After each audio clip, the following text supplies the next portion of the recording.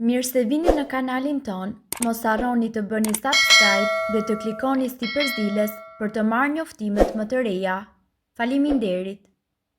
Kardiologu jep urdhër, hiqni dorë menjëherë nga këto ushqime, rrisni tensionin e gjakut. Tensioni i lartë i gjakut mund të jetë shkatërimtar për zemrën, trurin dhe veshkat. Përpos kësaj, tensioni i lartë i gjakut gjithashtu shkakton komplikacione të tjera të rënda në lëvizjen e gjymtyrëve. Tensioni i lartë trajtohet me medikamente, por së pari duhet të mësoni për ushqimet të cilat e rrisin tensionin. Nëse dëshironi të shmangni rritjen e tensionit të gjakut, atëherë ju duhet të jeni dorë shtrënguar me kripën, të kryeni më shumë aktivitet fizik dhe njëkohësisht të ruani një formë më të mirë trupore.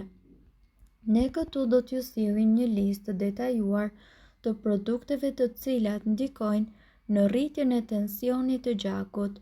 Cilat janë vlerat ideale të tensionit të gjakut? Tensioni matet me 2 shifra. Shifra e parë tregon tensionin sistolik të gjakut ose pikën më të lartë të presionit ndaj zemrës, ndërsa shifra e dytë tregon tensionin diastolik ose pikën më të ulët të presionit kur zemra qetësohet mes çdo rrahjeje. Në këtë hapësirë, zemra juaj mbushet me gjak dhe ushqehet me oksigjen. Nëse matësi i tensionit tregon vlerat 9/6 ose më pak, tensioni juaj i gjakut konsiderohet i ulët. Në qoftë se matësi tregon vlerat midis 9/6 dhe 12/8, atëherë tensioni i gjakut është i shëndetshëm dhe në nivel ideal. Ndërsa nëse matësi tregon vlerat midis 12/8 dhe 14/9, atëherë tensioni i gjakut është pak më i lartë se mesatarja. Nëse matësi tregon vlerat e tensionit 14/9 dhe mbi kësaj vlere, atëherë tensioni i gjakut është më i lartë se mesatarja dhe klasifikohet si hipertension, tension i lartë i gjakut. Nëse vlerat e të dy njësive arrin mbi 18 dhe 11, atëherë duhet të shkoni urgjent tek mjeku. Ndërkohë, këtu ne do t'ju njohim me ushqime të cilat e rrisin tensionin. Mishi i kuq. Mishi i kuq është i shijshëm, por përmban shumë kolesterol dhe dëmton në zemrën dhe njëkohësisht enët e gjakut.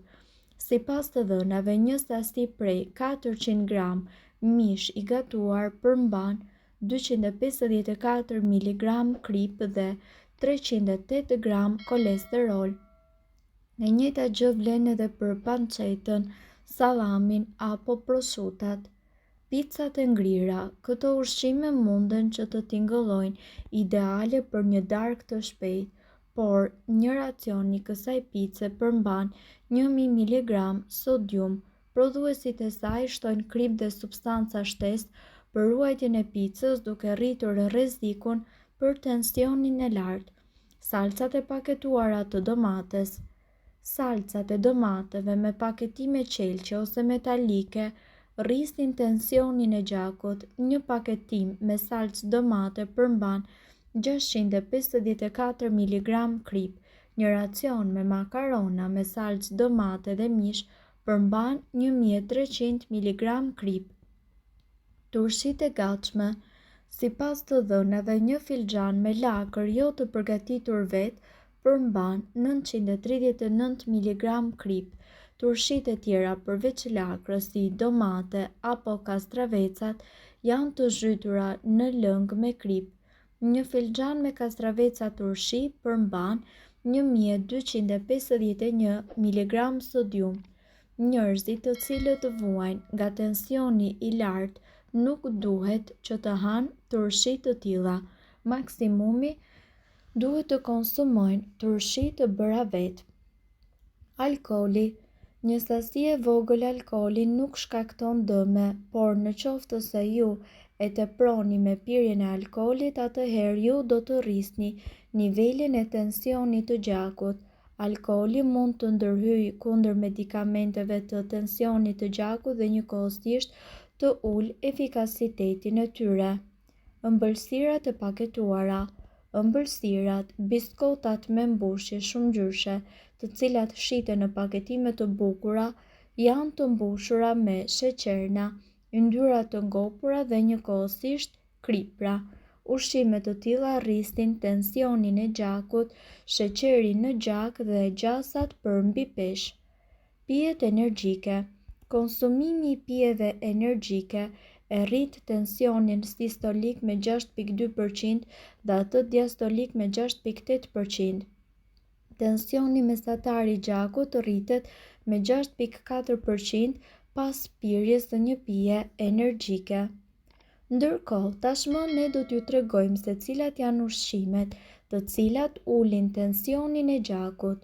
Në qoftë se ju po përpiqeni që të ulni tensionin e lartë të gjakut, atëherë filloni dhe të përdorni këto produkte. Shega. Shega është e pasur me antokianin dhe lëngu i saj redukton disa lloje të sëmundjeve të këqija. Ndihmon gjithashtu edhe në uljen e kolesterolit të keq, si edhe ul inflamacionin. Gjithashtu mund të përdoret si lëng apo kokrat e saj në sallatë, smoothie ose salca. Avokado. I pasur me potasium, avokado ndikon direkt në presionin e gjakut. Kështu, sipas një studimi të vitit 2023, konsumimi i tij 5 apo më shumë herë në javë ul nivelet e hipertensionit deri në 17%, duke nxjerrë jashtë trupit sodiumin e tepërt i cili dëmton enët e gjakut. Panxari. I pasur me nitrate, lëngu i panxarit gjithashtu ndihmon edhe në uljen e presionit të lartë të gjakut. Nitratet shndërrohen gjithashtu në oksid nitrati, të cilat përmirësojnë funksionet e enëve të gjakut, duke i zgjeruar ato në mënyrë që gjaku juaj të rrjedhë më mirë. Në këtë kategori futet edhe spinaqi apo perimet me gjethe jeshile. Limonët. Limonët janë të pasur me minerale dhe me acid citrik. Limoni dhe lëngu i tyre sipas studimeve ka dalë se janë shumë të mirë për të ulur hipertensionin. Çokolata e zezë, e pasur me flavonoide, ndikon në uljen e tensionit të lartë të gjakut dhe studimet kanë treguar se marrja e flavonoideve nga persona me tension të lartë ka ndikuar në uljen e tensionit sistolik në gjak. Në këtë grup futet edhe molla dhe për më tepër lëkura e saj. Bajamet, ashtu sikurse edhe arrat ose fistikët kur konsumohen në sasi të moderuar deri në 50 gram në ditë, i japin trupit antioksidantët e duhur, të cilët lidhen me uljen e tensionit të gjakut. Hudhra. Nëse e pëlqeni, duhet të dini se edhe muret e arterjeve e duan shumë. Sipas studimeve ka dalë që njerëzit të cilët kanë presion të ulët të gjakut ishin ata të cilët përdornin hudhër më së shumti. Prandaj, në qoftë se edhe ju keni këtë qëllim, e mira është që ta përfshini edhe ju hudhrën në dietën tuaj ushqimore.